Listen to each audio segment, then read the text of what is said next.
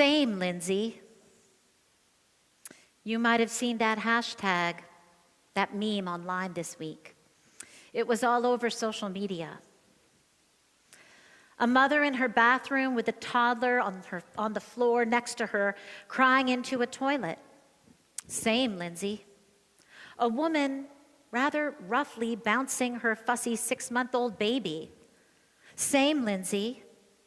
Women taking buckets of ice and throwing them with fury into bathtubs. Same, Lindsay. A woman slamming a pillow against a closet door over and over again in a fit of rage, all with the same hashtag, same, Lindsay. The message? I feel the exact same way you did, Lindsay Clancy, before you strangled your 3 children to death. Look at me. Watch me. Validate me. Cora was 5, Dawson was 3, and baby Callan was just 8 months old. They were all murdered by their mother, Lindsay, on January 24th, 2023, at their home in Duxbury, Massachusetts. If you're watching the news at all, you know she is currently on trial some 3.5 years after these 3 innocent children were murdered. I confess, I haven't watched the trial itself, but I've kept up in the last few days with news and articles, and I've seen the viral videos on my feed all week. There is no factual dispute. Lindsay has confessed to the murders. The question for the jury is about criminal responsibility. Is she legally responsible for the killings? Or was she in a state of postpartum psychosis combined with a bipolar disorder and therefore not guilty by reason of insanity? Today was day 18 of the trial, and the defense is near the end of its case. Closing arguments are expected early next week. I'm not here to decide the case. I'm not in the courtroom. I have faith in our justice system and in our fellow citizens serving on that jury. A difficult job, to be sure. They alone will make the final decision after having seen all the evidence and having sat through expert testimonies and cross-examinations. Her fate will soon be in their hands. Life in prison or a mental hospital. Either way, this was a tragedy. Let me say clearly that it is important for mothers to be able to express their anger, their depression, their anxiety, and their fears. There has been silence for too long. No one should be shamed for seeking help, opening up to a friend or therapist, or struggling with postpartum depression. This tragedy sheds light on the inability of our medical system to help millions of women in their darkest hours. I've been a mother of 3 young children. I have been sleep deprived for weeks, months, physically exhausted, and emotionally drained. There were moments of frustration when I needed to get out of the house, breathe, take a walk, or ask for help. All these feelings should be normalized and discussed openly. But that healthy approach, that thoughtful reconsideration of telehealth and the broken psychiatric establishment is not what is happening in the viral videos. The problem isn't telling the truth about the darkness. The problem is when the darkness becomes content. When did we become comfortable watching things like children crying unconsoled near their mothers that we were once unable to watch? I confess, I have to quickly scroll through a clip that's going viral of a malign young woman splashing a tiny baby's face with water from a cup over and over again. I feel physically ill. These mothers are the main characters in their own twisted movies. And this is what the media algorithms give us. This is what some portions of our society are consuming. This week in Parsha Ki Teitzei, we read about the famous commandment to spare the mother bird while taking her young. If a bird's nest happens to be before you, the mother sitting upon the young, you shall not take the mother together with her young. You shall surely send away the mother. Our Torah is trying to create a boundary around suffering. Yes, baby chicks will be taken, but the mother bird should not be forced to witness the end of her chicks. It is incredible that our tradition is so beautifully sensitive to the feelings of a bird. It's this same impulse which caused Scripture to forbid cooking a calf in its own mother's milk. The calf wouldn't know. Would the mother even know? It doesn't matter. God's creations might or might not have emotional awareness, but we do. Such callous acts against animals are a perversion of life itself. They are darkness. The Torah and our sages say, don't make the mother watch. But the algorithm says, make everybody watch.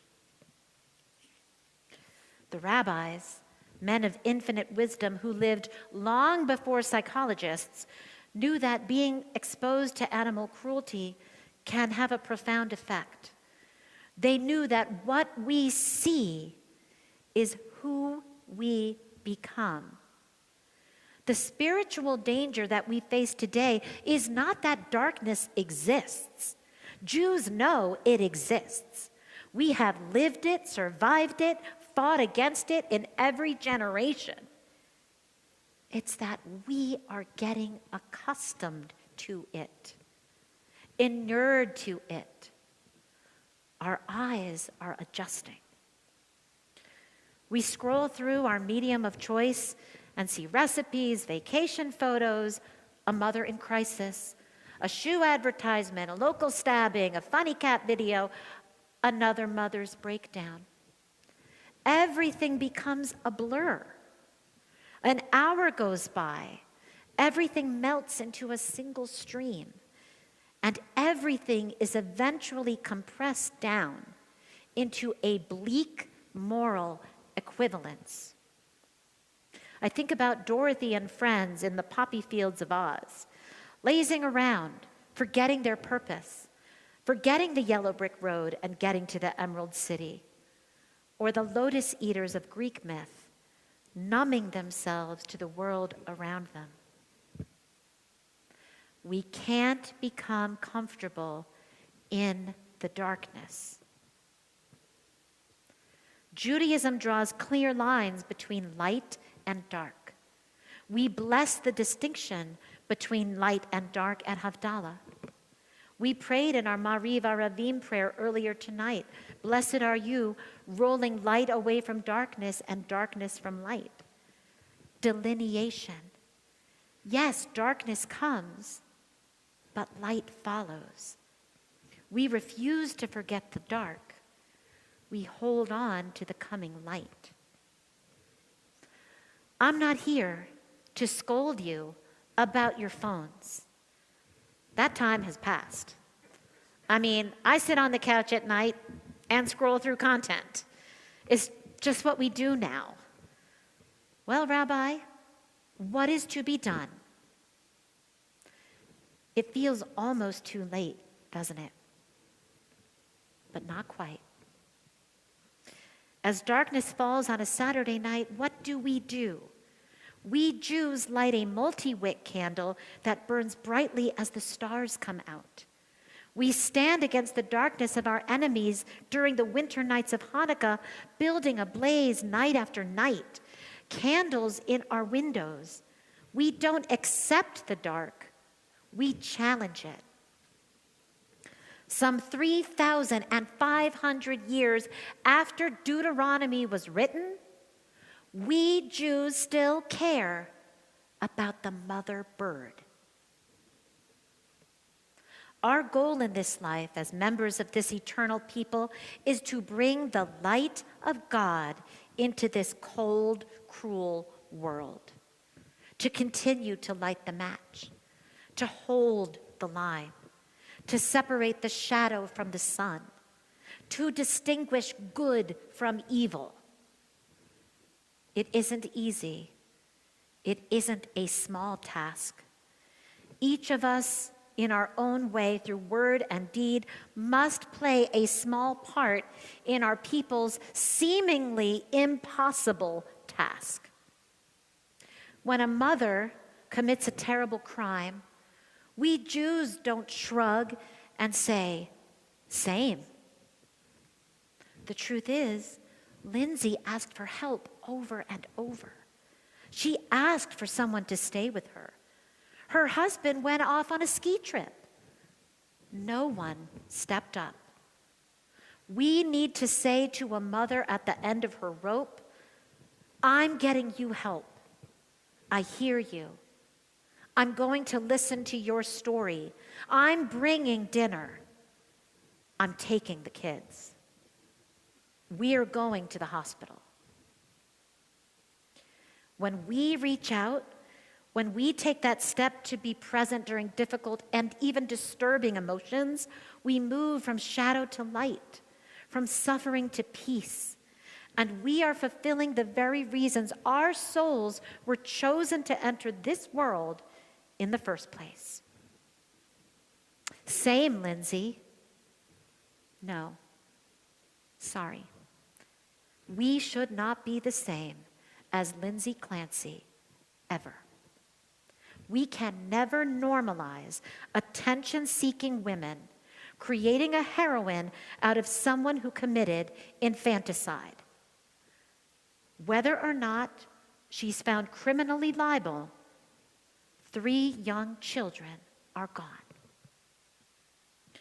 Our job is to continue to distinguish between pain and performance, between a person who is seriously struggling and a person making a video for clicks and engagement. Some of them may need help as well. That kind of mimicry should not be entertainment in any context. But at least they haven't gone as far as Lindsay. At least there's that. Not everything is meant to be spectacle. And our eyes should not adjust to everything that we see. We Jews, we light our lights. We do the right thing. With our mitzvot, our Torah, our deeds of goodness, and tzedakah, we can illuminate the shadows. Perhaps we cannot end the darkness, but we can, and we must, refuse to give it the last word. Shabbat Shalom.